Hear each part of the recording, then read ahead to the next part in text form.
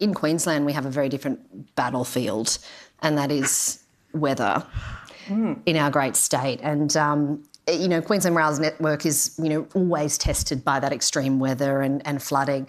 And when major disruptions hit, for example, what can be happening at one end of the state is very different from what we're seeing down in southeast Queensland. But when you're at the helm of a rail organisation that covers the entire state, you've got to have, your brain in both ends of that situation. I think we've got some photos here to illustrate, I guess, what was happening in January this year. Now, that's the Mount Isa line, and that's an incredibly important freight line that underwent a lot of damage this year during New Year's Eve. So just incredible to see those pictures.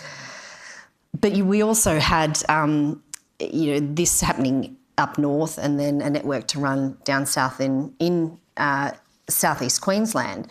So can you talk to me about the polar opposite experience that you're dealing with when you're at the helm of these kind of disruptions? And I think those disruptions and the weather, I think is it Dorothy McKellar, who's the one who wrote My Country, where it's burning one and flooding on the other side. So some good poetry there. Well, how best to explain this? Flooding, and you can see the pictures there. So we got advice, I think, on the 29th of December that things were not going so well up on the Mount Isa line, as well as the North Coast line, which is the line that goes from Brisbane all the way up to Cairns. And immediately the SMS starts. I've actually given up my phone. Usually I'm attached to my phone, and we're hearing there's water in the ballast. Now, I know a few years ago, we actually had a number of derailments, and you would have an acid-carrying train on its side. And that's probably a very, very bad thing that we want to make sure it didn't happen. So the teams instantaneously instituted certain protocols.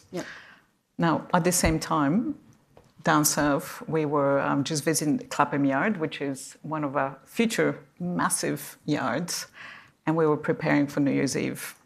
And you can imagine that New Year's Eve needs to go really well. Otherwise, Claire, what would happen on the front page of my favourite newspaper, the Courier Mail, is train chaos and all these things. So we're always highly motivated, not just by the media, but as well doing the right thing for customers. That we have, 200,000 people travelling on our network.